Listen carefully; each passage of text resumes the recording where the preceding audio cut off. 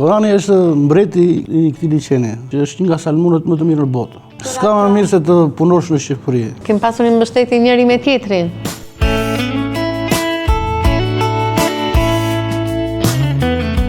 Unë rrjedh nga një familje peshkatarësh, nga fshati Lin. Edhe kam pasur gjithmonë dëshirë ëndër për të bërë një restorant. Mbas shumë peripecirash, ashtu ishin vitet atëre, erdhi një ditë që unë realizova restorantin para 25 vite, edhe një restorant të vogël. Po thjesht më shumë se nuk kisha shumë të ardhura, më shumë e bëra shumë të thjesht, shumë të vogël, edhe e mbulova i kashtore. Domethënë ajo kashta që vura unë, edhe po thoshin njerëzit kashta, e ngeli kashta emri i restorantit. E kanë vënë miqt. A dhe një Benit po i thonë, nuk i thonë Beni Pilinci me mbiemër, po i thonë Beni Kashtës. Thjesht provizore, që ditën e parë që e kam hapur, ajo funksionoi shumë mirë, shumë bukur. Edhe krijuam ato mendime çfarë do bëjmë. Zhuli ishte bashkëshortja ime, ishte pa punë, edhe diskutuam, hajde thash të punojmë aty, thash. Edhe e filluam atëre bashkë të dy. Në fillim fare kemi filluar shumë pak, mund të ishin 4 tavolina, po që dhe ato mbusheshin plot. Ne punonim të dyja se jemi 2 kunata, është vllai i Benit edhe kunata ime, Ela. Dhe ja dolëm. Në fillim fare kishim pak të vështirë, se si do dilnin pjata, do kënaqeshin apo jo. Ka të bëjë dhe shumë uniteti në familje, në vllazëri, ne funksionojmë shumë mirë, jetojmë shumë mirë, edhe jemi shumë të kënaqur. Zakonisht ne kemi mbajtur si traditë, kemi mbajtur tavën e Koranit, që është tradicionalja jonë, dhe që preferohet shumë nga të gjithë njerëzit që vinë, kanë qenë të kënaqur me tavën. Pastaj kemi të tjera, kemi lakrorin, kemi kulacin, kemi fërgesën, specin e pikur. Tradicionale të gjitha. Gjithmonë, çdo gjë këtu është tradicionale. Gatuash atë, është shumë e vështirë. Zakonisht Shqipëria është shumë, është Maqedonia që është afër këtu, Shkupi, edhe Kosova ka filluar tash, po vin shpesh në Pogradec, se ka qenë çik më ashtu. Nuk jetoj dot në vend tjetër, sidomos as në një vend tjetër të Shqipërisë nuk jetoj dot, veçse në Tushemisht. Jam i lidhur shumë pas këtij vendi. Është një vend i mrekullueshëm. Ne, për shembull, nuk mund ta lejmë. Si jetojmë dot në vend tjetër, drejt me të. Jemi të lidhur shumë. Dalim nga shtëpia, kemi 350 metra lum, vim në punë. E kur ikim të njëjtën gjë. Shkojmë atje. Aty në shtëpia në lagja, aty kemi komshinët, kemi si vllazëri, më shumë se sa një vllazëri, jemi rrati, jemi mirë, jemi qetë. S'ka më mirë se të punosh në Shqipëri. Kem pasur një mbështetje njëri me tjetrin. Në qoftë se gjeni mbështetje, çdo njeri mund të hap, çdo njeri mund të provojë. Pastaj se sa ecë. Është që dhunti, është pasion, dëshirë, janë shumë gjëra që ndikojnë. Duhet të sakrifikosh, pastaj se sa mund të ecë ose si mund të bëhet. Ka një traditë të veçantë të Tushemisht, sidomos, Pogradeci.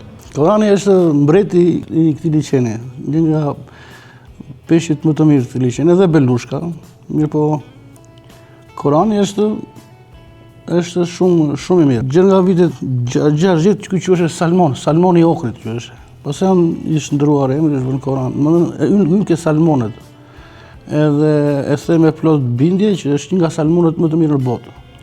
Është salmoni që nuk rritet, ose po ti pyesësh të gjithë këto njerëzit këtu në qytet, të gjithë thonë që Korani ushqehet me peshk, ai nuk ushqehet me peshk.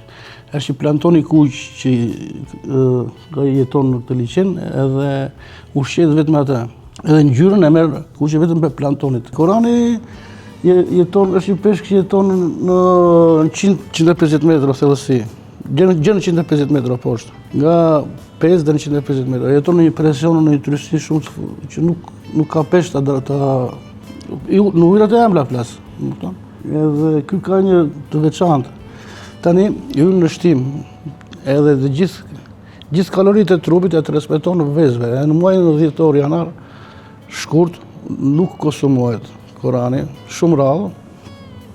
Pastaj del në kullot, edhe merr fuqinë, ndaj ushqet edhe merr fuqinë, edhe kalon në jekna e verës që quhet. Quhet jekna e verës, që ka kulmin në verë. Kulmin e shijes që është mban rekord. është i çuditshëm si peshk, është i veçantë. Biles edhe theqëri anglisë, porosiste Koranin që shkonte në Angli, theqëri.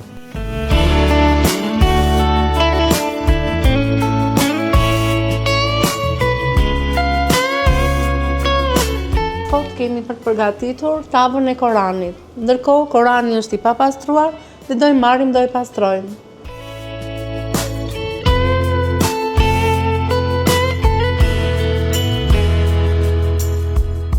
Këto janë vezët e Koranit, që janë shumë të mira dhe kanë shumë benefite. Zakonisht i përdorim në tavë ose të zgarës, po më shumë i përdorim në tavë. Të recetë na i ka mësuar nena, mamaja e Benit, të vezëve.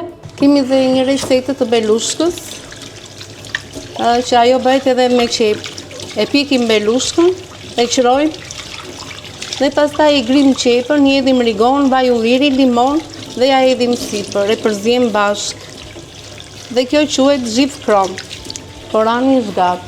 Në fillim do marrim Koranin, do e presim dhe do e përgatitim për në tavë. Në kohën që do ta presim, do i ndajmë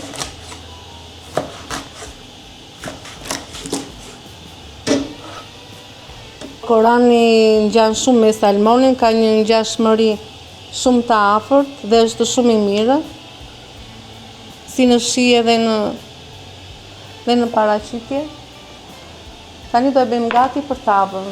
Kemi marrë tavën, do i hedhim majdanozin, hedhim pak krushka, ara, kemi piperin e zi, do i hedhim dhe një gjethe dafin. Këtu kemi pak uthull, ndërkohë tavën e kemi gati.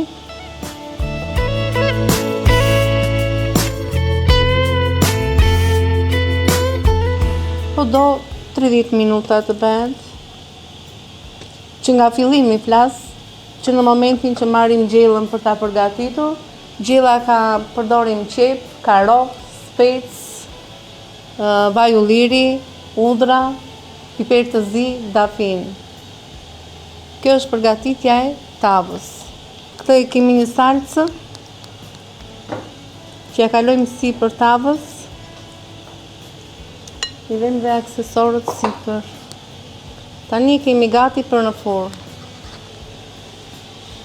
Për 20 minuta e kemi gati. Tani jemi gati për të nxjerrë tavën, hapim furrën.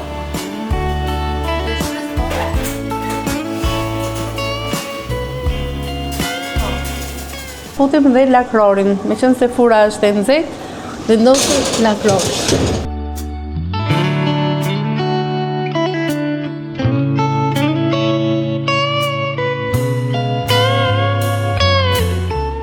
Unë jam Zuli Pilinci, sa po përgatita tavën e Koranit.